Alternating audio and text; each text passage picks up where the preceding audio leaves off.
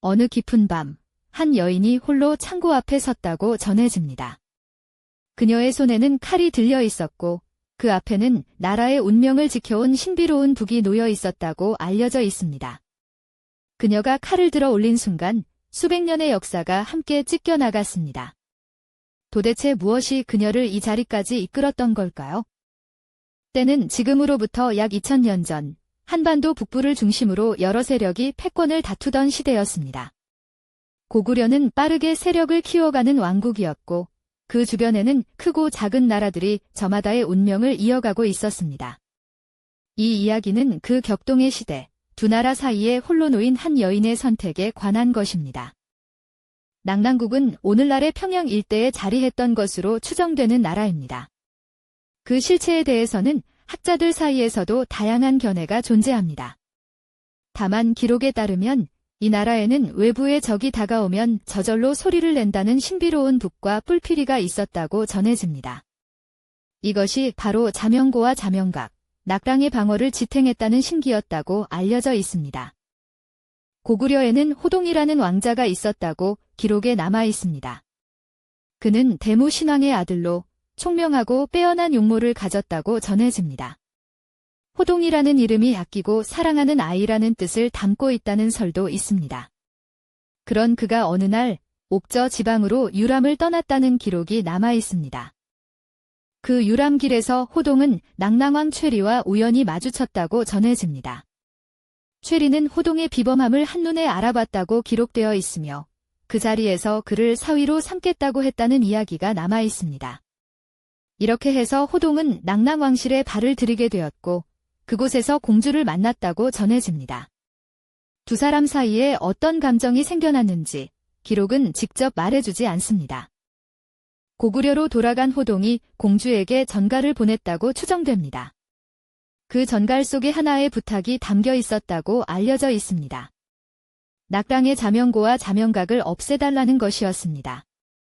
그 신비로운 경보장치만 사라진다면 고구려 군사가 소리 없이 낙랑의 국경을 넘을 수 있다는 계산이 그 뒤에 있었다고 보는 시각이 있습니다. 공주는 과연 무엇을 생각했을까요? 그 부탁 앞에서 그녀의 마음이 어떻게 흔들렸는지 우리는 알 수 없습니다. 기록은 그녀의 내면을 담지 않았으니까요. 다만 결과만이 남아 있습니다. 공주는 자명고와 자명각을 스스로 파괴했다고 전해집니다. 그리고 그리 오래지 않아 고구려 군사가 낙랑의 국경을 넘었습니다. 경보도 없었고 저항을 준비할 시간도 없었다고 전해집니다. 자명고가 울리지 않았기 때문입니다. 낙랑은 그렇게 스스로 허문 방어의 틈을 타 무너진 것으로 기록되어 있습니다. 낙랑왕 최리는 딸이 자명고를 파괴했다는 사실을 알게 되었다고 전해집니다. 그가 내린 결정은 냉혹했습니다. 공주는 반역자로 처형되었다고 기록에 남아 있습니다. 나라를 잃고 아버지의 손에 목숨을 잃은 것입니다. 그 이름조차 삼국사기는 기록하지 않았습니다. 호동의 결말도 박지 않았습니다. 그는 왕위를 잊지 못했고 왕실 내부의 갈등 속에서 비극적인 최후를 맞았다고 전해집니다. 계모에 의해 모함을 받았다는 기록이 남아 있으며 구체적인 경위에 대해서는 여러 해석이 존재합니다. 이 사건에 얽힌 두 사람 모두 그리 오래 살지 못했습니다. 이 이야기가 우리에게 전해지는 유일한 경로는 고려시대에 편찬된 삼국사기입니다. 그런데 한 가지 짚고 넘어가야 할 것이 있습니다. 이 책은 고구려의 시각으로 역사를 기록했다는 점입니다. 낙랑의 입장에서 쓰인 기록은 어디에도 남아있지 않습니다. 패배한 나라의 목소리는 대부분 역사에서 지워지기 마련입니다. 이제 가능한 해석들을 하나씩 살펴보겠습니다. 첫 번째 시각은 호동의 감정이 진심이었다는 것입니다. 정치적 계산 없이 순수하게 공주를 사랑했고 낙랑을 정복하려는 왕실의 압박과 그 감정 사이에서 고뇌했다는 해석입니다. 실제로 호동이 이 계획을 얼마나 능동적으로 주도했는지는 남아있는 기록만으로는 확인하기 어렵습니다. 그러나 반론도 있습니다.